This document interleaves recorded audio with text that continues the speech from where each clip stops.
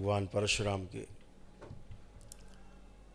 जयंती पर आप सभी को बहुत बहुत शुभकामनाएं, बहुत बधाइयाँ, हार्दिक शुभकामनाएं।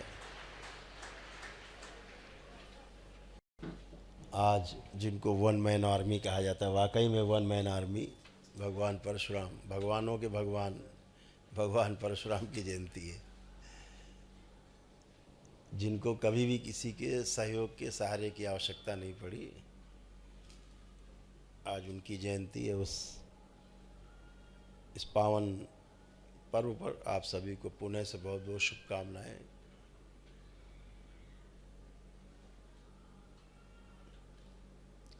भगवान परशुराम हमारे लिए केवल आदर्श नहीं है,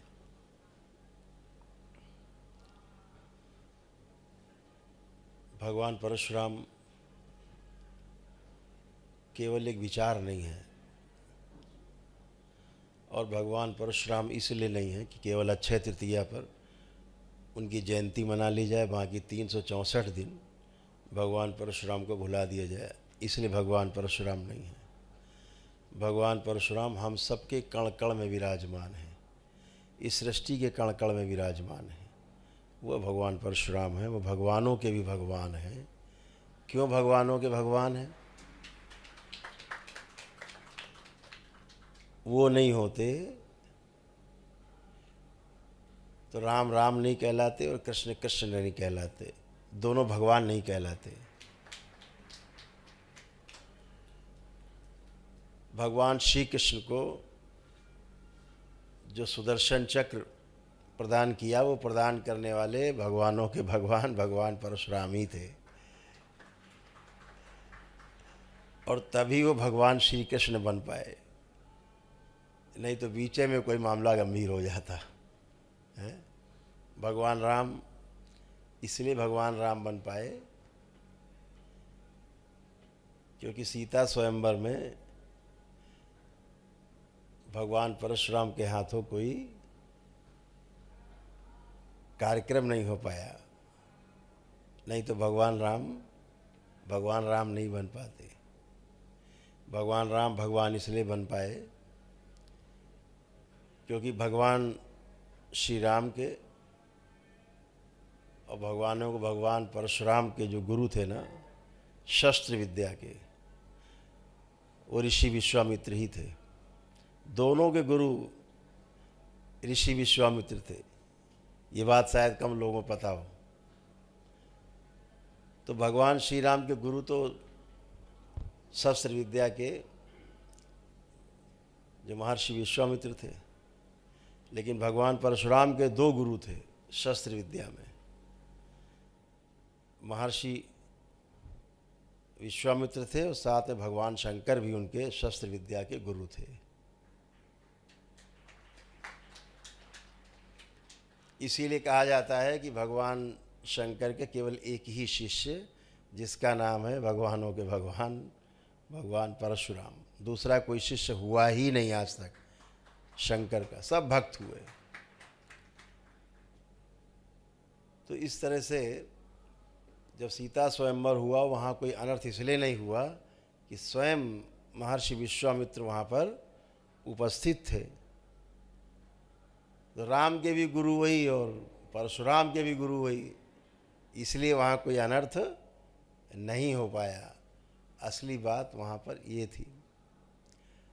भगवान परशुराम के ऊपर एक आरोप लगता है, बहुत दुख की बात है। जाति विशेष का एक नारा लगा करके कि जाति विशेष के लोगों को उन्होंने हत्याएं की। दरबार के देखे, चूँकि दरबार स्मृति पे ही काम करता है, इसलिए बहुत ताकत के साथ, पूरे दावे के साथ, पूरे प्रमाण के साथ कह सकते हैं कि भगवान परशुराम ने कभी किसी की हत्या नहीं की। कोई इतना बड़ा तपस्वी चींटी नहीं मार सकता, हत्या तो बहुत बड़ी बात है। हाँ, तपस्वियों ने हत्याएं नहीं, लेकिन वध जरूर किए हैं, और वध करने वाले को इस संसार ने पूजा है। चाहे वो वध राम ने किए हों, चाहे वध श्री कृष्ण ने किए हों, आज हम सब लोग उनको पूजते हैं। तो भगवान परशुराम को क्यों नहीं पूज सकते? अगर उन्होंने वध किए होंगे तब भी अगर मान लें, तो हत्याएं तो नहीं की। अगर राम ने रावण को मारा, तमाम आतताई मारे, तमाम राक्षस दानव सब मारे, तो आप उनको हत्या नहीं कहते, वध कहते हैं। भगवान श्री कृष्ण ने तमाम लोग मारे, ढूंढ ढूंढ के मारे, कंस मामा समेत कितने राक्षस दानव दैत्य सब मारे ढूंढ ढूंढ के। तो हम उनको हत्या नहीं कहते, उन्हें वध कहते हैं। समाज के हित में किया दुष्टों का वध। तो जब भगवान परशुराम ने वध किया, तो फिर आप उन्हें हत्यारा क्यों कह देते हैं कि हत्या की उन्होंने? तो वध ही किए। वध में और हत्या में बहुत बड़ा फ़र्क है। हत्या अपने लिए की जाती, वध समाज को सुधारने के लिए, समाज को बचाने के लिए, दुष्टों से बचाने के लिए जो किया जाता है उसे वध कहा जाता है। तो इस तरह से रहा है। भगवान परशुराम के ऊपर कहा जाता है कि वो एक विशेष जाति विशेष के विरोधी थे। कैसे विरोधी हो सकते हैं? अगर जाति की बात की जाए, क्षत्रिय की बात की जाए, तो क्षत्रिय तो स्वयं उनकी माँ थी। भगवान परशुराम की माँ रेणुका स्वयं क्षत्रिय थी। सगी दादी भगवान परशुराम की, ऋषि रचिक की जो धर्मपत्नी थी, ऋषि जमदग्नि की जो माँ थी, वो स्वयं क्षत्राणी थी। जिसकी दादी क्षत्राणी हो, सत्यवती, जिसकी स्वयं की माँ क्षत्राणी हो, वो क्षत्रिय विरोधी कैसे हो सकता है? कल्पना करके देखिए। और उसी काल में इतने बड़े बड़े विद्वानों के साथ में सूरवीर भी थे, बहुत ताकतवर लोग थे, लड़ाकू लोग थे, विश्वामित्र जैसे लोग भी थे। क्यों भगवान राम का विरोध, भगवान परशुराम का विरोध क्यों नहीं किया? अगर वो क्षत्रिय हत्या कर रहे थे तो बहुत बड़े बड़े लोग मौजूद थे उस समय। किसी ने भी उन हत्याओं का, जिनको हत्या कहते हैं हम लोग, जो वध कर रहे थे, किसी ने विरोध नहीं किया, क्योंकि वो धर्म के सापेक्ष आचरण कर रहे थे, धार्मिक आचरण कर रहे थे, दुष्टों का ही वध किया। अगर दरबार के नियम से देखें, अगर दरबार के जो रोज़ का कार्यक्रम होता है, आप जिसको रोज़ झेलते हैं, रोज़ भोगते हैं, उसके बाद दरबार आकर के आप स्वस्थ होते हैं, स्मृतियों से छुटकारा पा करके, आप स्वयं देखिए कितनी कितनी खराब खराब स्मृतियों से आप गुजरते हैं। कितना दिमाग में सर्कस चलता रहता था, उल्टा सीधा खराब खराब सब। अपने ही परिवार के विरुद्ध सोचना, अपने ही परिवार से दूर रहना, चिढ़ होना, नफरत होना, घृणा होना। आज आप सबकी चिढ़ नफरत घृणा कहाँ चली गई? आपने वैदिक प्रक्रिया की और आप स्वस्थ और स्वच्छ होकर बैठे। कोई आपके विरुद्ध, आपके अंदर किसी के विरुद्ध कुछ भी नहीं है। तो स्मृतियाँ रहती हैं। ऐसे भगवान परशुराम की भी उनके पिता की स्मृतियाँ उनमें समावेशित हो गई बदले की। और 21 घाव लगे थे उनके पिता के शरीर पर, तो 21 बार वो चुन चुन के मारे गए। तो अपने पितरों की स्मृतियों के वशीभूत होकर के भगवान परशुराम ने वो सारे वध किए। और उसके पश्चात जब कथा है कि भगवान परशुराम जी का और हनुमान जी का युद्ध हुआ, उन्होंने रोका उनको, वो कथा है लंबी। युद्ध हुआ और रोका, तो तब उनके जो है 2 आंसू आँखों से टपके। जब उनके पितर लाए गए पितृलोक से, जो स्मृतियाँ उनके अंदर पड़ी थी सब अपने साथ ले गए भगवान परशुराम से निकाल के बदले की स्मृतियाँ। तब उनके 2 आंसू गिरे भगवान परशुराम के। जैसे आप लोग यहाँ संकल्प करते हो तो आंसू गिरते हैं, हिचकी आती है, डकारें आती हैं, खांसी आती है, तमाम तरह से गंदगी निकलती है, स्मृतियाँ नष्ट होती हैं। ऐसे ही उनके 2 आंसू निकले और वो स्मृतियाँ नष्ट हो गईं, जिनके द्वारा वो वध कर रहे थे, जिनके वशीभूत होकर के। उसके बाद उनको फिर घोर पश्चाताप हुआ कि मेरे द्वारा सब ये हुआ, मेरे शरीर के द्वारा हुआ। तो पश्चाताप किया। जितने लोग हत्याएं की थी सबका फिर उन्होंने सभी का पिंडदान किया, सभी का श्राद्ध किया, सभी को मुक्ति दिलाई। ये सब काम भी उन्होंने किया जो लोग नहीं बताते हैं। ये सारे कार्य हुए।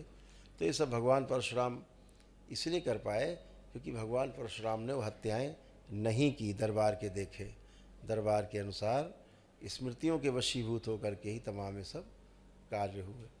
तो वो सब जो दिमाग में गंदगी लोग डालते हैं राजनीतिक रूप से, वो उनका अपना विषय है। लेकिन हम लोगों का मन मस्तिष्क साफ होना चाहिए कि जो है वो साफ साफ है। हमारी अगली पीढ़ियों को संदेश जाना चाहिए कि ऐसा कुछ भी नहीं था, कोई द्वेषवश ऐसा कुछ भी नहीं हुआ। और कोई ऋषि इतना बड़ा तपस्वी ये सब कर नहीं सकता, करने का उसके अंदर साहस भी नहीं है कि हत्या कर सके, किसी की चींटी नहीं मार सकती। आप कल्पना करके देखिए। और फिर उससे जिसके वरदान से ही वो पैदा हुए भगवान परशुराम, अपने जो उनके दादा थे, जो उनके शास्त्रों के गुरु थे, उनके दादा थे और उनके पिता थे, जो सप्त ऋषियों में जिनकी गिनती है ऋषि जमदग्नि की।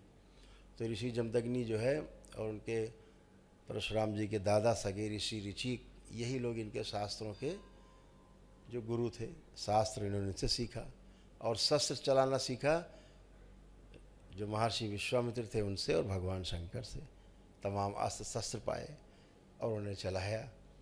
तो इस तरह से भगवान परशुराम जो है अपने दादा के ही आशीर्वाद के फलस्वरूप, वरदान के फलस्वरूप ही पैदा हुए। इसकी कथा है कि भगवान परशुराम के जब दादा थे, उनका विवाह हुआ ऋषि ऋषिक का, तो विश्वामित्र की बहन से हुआ, बहन जो थी सत्यवती। तो उन्होंने उनको एक पुत्रवती होने का वरदान दिया। तो उन्होंने कहा कि मेरी माँ को कोई पुत्र नहीं है, तो आप उन्हें भी वरदान दीजिए, आशीर्वाद दीजिए। तो उन्होंने 2 फल खाने को दिए, कहा कि एक अपनी माँ को दे देना, एक स्वयं खा लेना। दोनों को आशीर्वाद दिया। वो लेके गई अपनी माँ के पास, तो उनकी माँ ने क्या किया, विश्वामित्र की माँ ने वो फल बदल लिया। जो बेटी को दिया था उनके दामाद ने, वो स्वयं खा लिया, और जो स्वयं के लिए दिया था वो अपनी बेटी को कहा तुम खा लो। जब गर्भ धारण हो गया तो फिर ऋषि ऋचिक ने कहा भाई तुमने तो गड़बड़ कर लिया, हमने तो वहाँ क्षत्रिय होने का उसको आशीर्वाद दिया था, तो क्षत्रिय पैदा होगा, तुम्हारे यहाँ ब्राह्मण पैदा, उल्टा कर लिया तुमने। अब तो बिल्कुल ही उल्टा हो गया, अब तो वहाँ पे ब्रह्मर्षि पैदा होगा, अब तुम्हारे यहाँ क्षत्रिय पैदा होगा। ऋषि जमदग्नि जो पैदा होंगे वो क्षत्रिय होंगे, क्षत्रिय गुणों से भरे होंगे, और जो वहाँ पैदा होगा यानी विश्वामित्र पैदा हुए तो ऋषियों के गुणों से भरा हुआ होगा। तो उल्टा कर लिया, तो रोने लगी उनकी धर्मपत्नी, ऐसा ना करिए, हम चाहते हैं कि हमारे यहाँ एक बहुत आप ही की तरह बिल्कुल ब्राह्मणों का जो वो हो, गुणों से भरा हुआ हो, ब्रह्मज्ञानी हो, वही हमारे गर्भ से हो। तो उन्होंने कहा हम इतना तो कर सकते हैं भाई कि ये जो इस बार तुमसे पैदा होना था, तुमसे ना हो करके अगली पीढ़ी में पैदा होगा, लेकिन पैदा क्षत्रिय होगा वो, ये ध्यान रखो। उन्होंने कहा ये स्वीकार है। तो ऋषि जमदग्नि पैदा हुए, ऋषि थे, लेकिन उधर भी ऋषि हुए, विश्वामित्र जी पैदा हुए, ये कथा है उसकी। तो ऋषि ऋचिक के आशीर्वाद से ही जो उनके साले हुए रिश्ते में, भगवान परशुराम के वो भी दादे कहलाए, विश्वामित्र जी भी, क्योंकि उनकी सगी दादी के भाई थे, है ना। तो वो इस तरह कथा है। फिर अगली पीढ़ी में भगवान परशुराम पैदा हो गए, क्षत्रिय गुणों से भरपूर। तो इसमें भगवान परशुराम का क्या दोष है, ये तो आशीर्वाद के वरदान के फलस्वरूप उनका जन्म हुआ, और वही गुण उनमें सबसे आगे थे, सर्वश्रेष्ठ जो थी वो ऋषि मुनियों के आशीर्वाद से, वरदान से ही हुआ। तो इस बात को, कथा को नहीं समझते कि उनका रिश्ता कितना गहरा था। उनके जो खून दौड़ता था शरीर में, वो ब्राह्मण और क्षत्रिय दोनों का खून था। तो कहाँ से क्षत्रिय विरोधी होते, किसी क्षत्रिय ने नहीं रोका। तो उस समय भी जितने भी क्षत्रिय थे सब भगवान परशुराम के समर्थन में थे। केवल एक छोड़ के है वंशी जिन्होंने उनके हत्या की थी पिता की परिवार में। तो इस तरह से अगर देखा जाए तो जो समाज में तमाम भ्रांतियां हैं, वो भ्रांतियों को तोड़ना चाहिए। और यही केवल एक ऐसा अपराध लोगों ने बढ़ा चढ़ा के प्रस्तुत किया समाज में, नहीं तो आज हर मंदिर में भगवान परशुराम की मूर्ति होती, हर मंदिर में भगवान परशुराम की पूजा होती। और सबसे बड़ा प्रमाण अगर आपको हम दें, कोई माता पिता अपने बच्चे का जब नाम रखता है तो किसी महापुरुष के नाम पर रखता है। अगर कोई हत्यारा होता है तो उसका नाम माता पिता नहीं रखते हैं अपने बच्चे का नाम। जैसे आप लोग अपने किसी बच्चे का नाम रावण नहीं रखोगे, लगता है कि कुछ बदनाम नाम है, ये नाम ही बदनाम है, तो आप रावण नहीं रखोगे, कंस नहीं रखोगे अपने बच्चे का नाम, बदनाम नाम है ना। भले उन्होंने कोई अपराध न किया लेकिन नाम बदनाम है, तो आप नहीं रखोगे। आप राम रखोगे, कृष्ण रखोगे, ऐसे नाम रखोगे आप, अच्छे नाम। आप अर्जुन रखोगे, है ना, कर्ण रखोगे, वीर नाम रखोगे, जयद्रथ नहीं रखोगे जल्दी से, है ना, शिखंडी नहीं रखोगे। तो आप जो बदनाम नाम है नहीं रखोगे। तो जो नाम बहुत प्रसिद्ध होते हैं वही नाम लोग रखते हैं। भगवान राम जो पैदा हुए ना, उसके पहले भगवान परशुराम हो चुके थे। भगवान परशुराम का नाम राम ही था। जब परशु जो फरसा है वो लेके चलने के कारण परशुराम कह दिया गया उनको, तो वो राम ही थे, उनका नाम राम था। और राम नाम इतना प्रसिद्ध रहा होगा, इतना करुणामय, इतना विद्वता का प्रतीक रहा होगा कि दशरथ ने अपने बेटे का नाम, बड़े बेटे का नाम राम ही रखा। अगर वो क्षत्रिय हंता होते, क्षत्रियों के दुश्मन होते, क्षत्रियों का विनाश किए होते, तो कोई क्षत्रियों का जो सम्राट था, राजा था उस समय, वो कोई अपने बेटे का नाम राम नहीं रखता। ठीक, राम रखने का मतलब है कि वह राम, भगवान परशुराम जो थे, वह कितने प्रसिद्ध और कितने लोकप्रिय रहे होंगे क्षत्रियों के बीच में, कि स्वयं दशरथ जी ने अपने पुत्र का नाम ही राम रखा। तो ये कितना बड़ा प्रमाण है कि ऐसा उस काल में देखा जाए जिस काल में भगवान परशुराम थे। तो अगर इस तरह से वो, उनका कोई चरित्र खराब होता या गलत काम किया होता तो वो नाम नहीं रखते। राजा को अपने पुत्र का नाम राम रखने के लिए बाध्यता नहीं थी। तो ये सब प्रमाण है। ये सब भ्रांतियाँ जो फैलाई गई बाद में द्वेषवश, तमाम राजनीतिक विद्वेषवश, तमाम अपने अपने कारणों से लोगों ने फैलाया होगा, वो फैला करके अपना उसका लाभ उठाते हैं। वो उनका विषय है, वो समझे। लेकिन हम लोग उस भ्रम से मुक्त रहें कि ऐसा कुछ भी नहीं था। ऋषि मुनियों में ऐसा कुछ भी नहीं होता कि कोई किसी की हत्या करे, मार कूट करे, ये सब नहीं होता है। तो भगवान परशुराम के जो इस व्यक्तित्व पर हम लोग सबको ज़रूर बताया करें। हम तो दरबार की ओर से कहते हैं ना कि भगवान परशुराम को कितना महिमा मंडित किया जाए, कितनी वीरता, अकेले ही खड़े होकर के सबको काट कूट के किनारे करके, क्योंकि क्षत्रिय गुणों से संपन्न थे। अपने दादा का आशीर्वाद था, वरदान था उनको, उनकी मजबूरी, वो बेचारे क्या करते। जैसे आप अपने माता पिता का खून आपके अंदर है, आप अपने माता पिता का खून नहीं बदल सकते। ये सुविधा आपको प्राप्त नहीं है कि आप अपने माता पिता के दिए गए इस शरीर को बदल दें, उसका खून ही बदल दें। हम कहते बाकी सब बना रहे, खून ही बदल के दिखा दो, नहीं बदलेगा। तो इसमें आपका क्या दोष है? अगर आप में आपके माता पिता का खून दौड़ रहा है, आपके पूर्वजों का खून आपके शरीर में दौड़ रहा है, इसमें आपका क्या दोष है? ऐसे ही भगवान परशुराम जिस वरदान से पैदा हुए अपने दादा के, कि वो क्षत्रिय गुणों से संपन्न होंगे, पूरी तरह से संपूर्ण होंगे, इसमें उनका क्या अवगुण था, उनको क्या दोष था? जब भी कोई अन्याय होता था आगे आते थे। सहस्रबाहु से उनका अपना निजी कोई द्वेष नहीं था।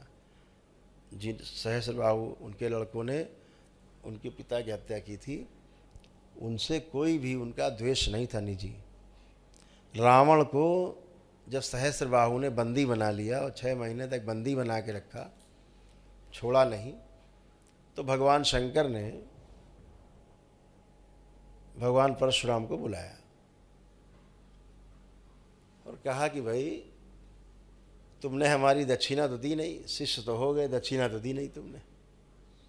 बोले भगवान बताओ दक्षिणा हम अभी दे दे, शीश काट के चढ़ा दें? बोले शीश की आवश्यकता नहीं, पहले आधी दक्षिणा आज दे दो, आधी बाद में मांगेंगे। तो बोले आधी क्या है प्रभु? बोले आधी दक्षिणा ये है कि रावण जो बंदी है सहस्रबाहु के यहाँ, उसको तुम छुड़ा दो, उसकी जेल से बाहर निकाल दो। तो उन्होंने कहा कि ठीक है। तो भगवान परशुराम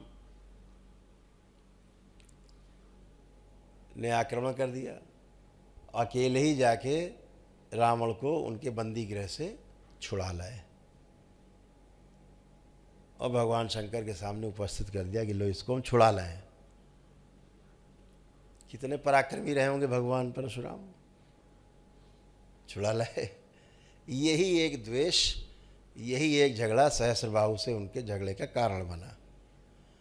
उसी द्वेषवश उनके यहाँ गए और भोजन किया। जब गाय के प्रति उन्होंने कहा कि हम ले जाएंगे, बहुत अच्छी गौ माता है, कामधेनु, तो विरोध हुआ, झगड़ा हुआ, वो कहानी बन गई, बहाने हो गए, लेकिन द्वेष यही था। तो इस पर क्या द्वेष, रावण को छुड़ाया भाई, रावण को छुड़ा करके और उन्होंने उसको लंका पहुंचाया। और इससे बड़ा प्रमाण और आपको क्या दें कि वो क्षत्रिय विरोधी नहीं थे। उनके पास जो एक धनुष था, जब 21 बार क्षत्रियों का ये जो है वंशी थे दुष्ट, जिन्होंने उनके पिता की हत्या की थी, जब वो सब हो गया, सारा प्रकरण समाप्त हो गया, तो उन्होंने कहा मुझे अस्त्र शस्त्र की आवश्यकता नहीं है। तो उन्होंने जाके भगवान शंकर से कहा कि अपना धनुष वनुष जो कुछ है ये सब वापस लो, अब हमें नहीं चाहिए, अब हम जा रहे हैं तपस्या करने फिर से। तो भगवान शंकर ने कहा दी हुई वस्तु हम वापस नहीं लेते, अभी तुम ही ले जाओ। अब बोले इसको कहाँ हम रखें, कहाँ ले जाएं, किसको दें? तो उन्होंने कहा चलो रावण को दे देते हैं, थोड़ा सा ठीक है। जब रावण के यहाँ गए तो वो किसी ब्राह्मण को प्रताड़ित कर रहे थे, तो वहाँ से वापस हो गए वो। रावण ने बहुत कहा क्यों आए, तो उन्होंने कहा कि नहीं तुम इस लायक नहीं, देने तो धनुष तुमको ही आए थे हम, लेकिन तुम इसके लायक नहीं हो। तो वहाँ से राजा जनक के यहाँ गए, राजा जनक के यहाँ गए और वो धनुष उन्होंने राजा जनक को भेंट किया। राजा जनक तो ब्राह्मण नहीं थे, क्षत्रिय थे। अगर क्षत्रिय विरोधी होते तो अपना सबसे प्रिय धनुष वो राजा जनक को क्यों भेंट करते? क्योंकि योग्यता की उनको पहचान थी, क्षमताओं की पहचान थी, इसलिए उन्होंने उसको धनुष को उन्होंने राजा जनक को दिया, जिसका बाद में भगवान राम ने संधान किया और जिसको प्रत्यंचा चढ़ाई और धनुष तोड़ा, वो वही धनुष था जिसे कोई उठा भी नहीं, हिला भी नहीं पाता था, वो वही धनुष था। तो ये सब चीज़ें जो थी, तमाम चीज़ों पे अगर प्रकाश डालेंगे, तमाम चीज़ें अगर आप पीछे की निकालेंगे, तो आपको निकलेगा कि भगवान परशुराम क्षत्रिय विरोधी, किसी भी मानव विरोधी काम में शामिल नहीं थे। वो दुष्टों के खिलाफ थे और चूँकि उनको वरदान था तो उस हिसाब से वो काम करते थे। इसलिए हमें चाहे ऐतिहासिक तथ्य हो चाहे पौराणिक तथ्य हो, उन पर विशेष ध्यान रखना चाहिए, विशेष चीज़ों को अपने अंदर साफ साफ रखना चाहिए। कोई द्वेष नहीं, जानकारी पूरी होनी चाहिए अपने अंदर, और जन जन में बात फैलानी चाहिए। दरबार ने अभी एक टीम बनाई है पूरी, उसमें कई विद्वान हैं देश के, जो जैसे श्री रामचरितमानस है ना, हाँ, जैसे श्री रामचरितमानस है वैसे ही दरबार कोशिश कर रहा है भगवान परशुराम के ऊपर कि भगवान परशुराम चरितमानस भी निर्मित हो, बने। जैसे श्री रामचरितमानस तो श्री परशुराम चरितमानस भी हो, जिसको लोग ठीक से समझ पाएँ, भ्रांतियाँ हटा पाएँ, वैसा बन पाएँ। जैसी स्मृतियाँ रहेंगी वैसे ही लोग पैदा होंगे इस धरती पर। अब कोई परशुराम पैदा नहीं होता, राम तो हो जाते हैं लेकिन परशुराम पैदा नहीं होता। तो हम लोग चाहें कि भगवान परशुराम के अंश इस धरती पर विराजें, और घर घर में भगवान परशुराम तो हैं ही, स्थूल रूप में भी हमारे बीच में ऐसे पधारें और हमारे बीच में रहें, फिर से समाज में नया वातावरण तैयार हो। अभी एक चालीसा लिखवाई है भगवान परशुराम की, वो भी बन गई है। एक हमारे पांडे जी हैं, वो सक्रिय हैं बहुत। अभी एक विद्वान है, अभी रिटायर हुए हैं BHU से, बनारस हिंदू यूनिवर्सिटी से। तो अभी सब एक कमेटी बन करके पूरा उस पर काम कर रही है। धीरे धीरे सभी लोग अपने अपने काम में संलग्न हैं कि समाज में समरसता कैसे लाई जाए, लोगों की भ्रांतियाँ कैसे नष्ट की जाए, ये सब पे काम जारी है। और हम लोग कोशिश करते हैं, दरबार कोशिश करता है, हमारे शंकर सेना के प्रदेश अध्यक्ष हमारे बीच में उपस्थित हैं, सुबोध चोपड़ा जी उपस्थित हैं, जो शंकर सेना के उत्तर प्रदेश के प्रमुख हैं, अध्यक्ष हैं। अभी इन्होंने, इनकी इकाई ने, शहर की इकाई ने, विशाल वाजपेयी जी यहाँ शहर के अध्यक्ष हैं, उन्होंने, यूथ के विनय वर्मा जी हैं, इन लोगों ने मिलकर के डेलीगेशन, यहाँ की जो महापौर हैं उनसे मिलकर के एक दिया है ज्ञापन कि कानपुर में सरसैया घाट है, वहाँ पर एक जेल रोड चौराहा कहा जाता है। जेल रोड क्या होता है भाई, बड़ा अच्छा नाम तो है नहीं जेल रोड। तो ये मांग की गई है कि भगवान परशुराम के नाम पर उस चौराहे का नामकरण भगवान परशुराम चौराहा कर दिया जाए, जहाँ पर दरबार एक भव्य मूर्ति बनवा करके, कांस्य की प्रतिमा, विशाल प्रतिमा, कांसे की मतलब अष्ट धातु जैसी प्रतिमा बनवा करके उस चौराहे पर लगा कर उस साज सज्जा करवाए, और जो भी खर्च होगा उस चौराहे को बनाने में वो सब दरबार वहन करेगा। नगर निगम को वहाँ 1 रुपया भी खर्चा करने की आवश्यकता नहीं पड़ेगी, केवल कागज़ों पर नाम अंकित करने के लिए सदन में उसको पारित कराना होगा, इतनी सी बात है। और हम तमाम उन पार्षदों का भी धन्यवाद करते हैं जिन्होंने इस काम में सहयोग के लिए अपना सहमति पत्र भी शंकर सेना को दिया कि हम लोग समर्थन करते हैं कि भगवान परशुराम के नामकरण हो उस चौराहे का, और भगवान परशुराम का नाम हम लोग याद रखें, निकलते बैठते हमेशा अंकित रहे हमारे हृदय में। और हम तो चाहेंगे कि जगह जगह भगवान परशुराम के मंदिर बने, दिखते ही नहीं। अक्षय तृतीया को भगवान परशुराम को याद कर लेते हैं, बस बात खत्म, पूजा किया, काम खत्म। अरे मंदिरों में हद हो गई। एक ऐसा वो सैया बाबा है, वो सैया बाबा को जो है लोग मंदिर में लगाए घूम रहे हैं, और तो सैया बाबा तो मुल्ला है खुद ही, है ना। उस मुल्ले की मूर्ति लगभग हर आदमी अपने मंदिर में लगाए घूम रहा है। सैया बाबा, फलाने सैया बाबा, जोड़ जोड़ के भगवान के नाम से। अरे कहते सैया बाबा को उठा के बाहर फेंको, भगवान परशुराम को रखो भैया, जो हमारे आदर्श हैं उनको रखो, मूर्ति रखो, हैं। करो बढ़िया। हम तो कहते जितने मंदिर बने हैं सब करें, भगवान परशुराम की मूर्ति लगाएं, दरबार आएँ, जितने मंदिर बने, लोग मंदिर पूरे ज़िले में हैं, प्रदेश में, लोग मिलें दरबार से, पूरा सहयोग करेंगे हम लोग।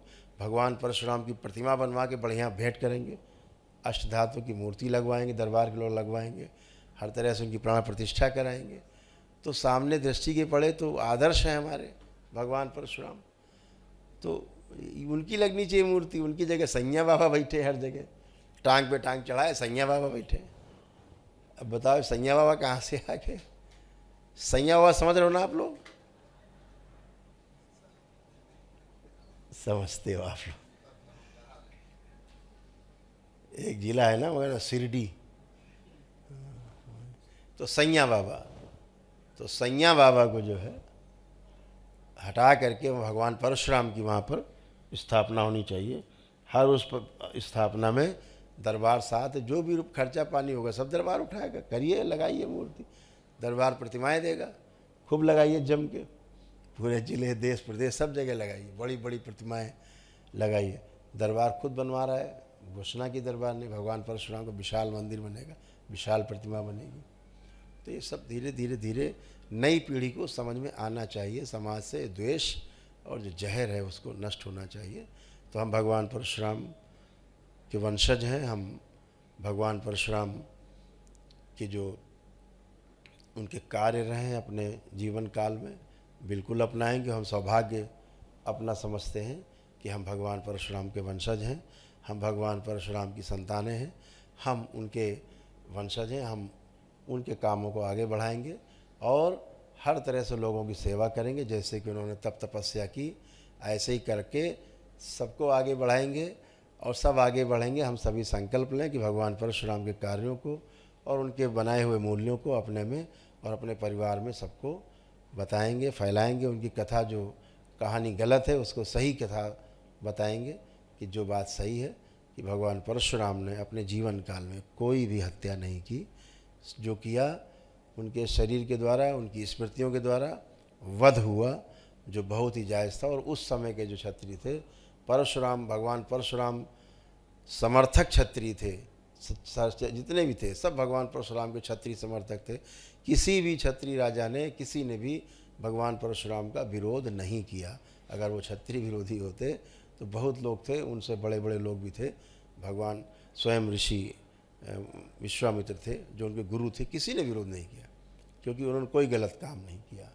तो इसलिए हम सब ये संकल्प लें कि हम भगवान परशुराम के चरित्र को अपने में, अपने बच्चों में उतारेंगे और हम ऐसा करके अपने समाज को और मजबूत करेंगे।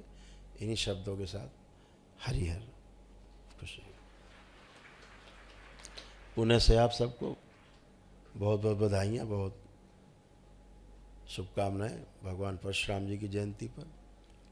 ये दिन साल में एक बार नहीं, हम लोग रोज़ मनाएं, ऐसी ईश्वर से प्रार्थना है, बाबा से प्रार्थना है। हरिहर।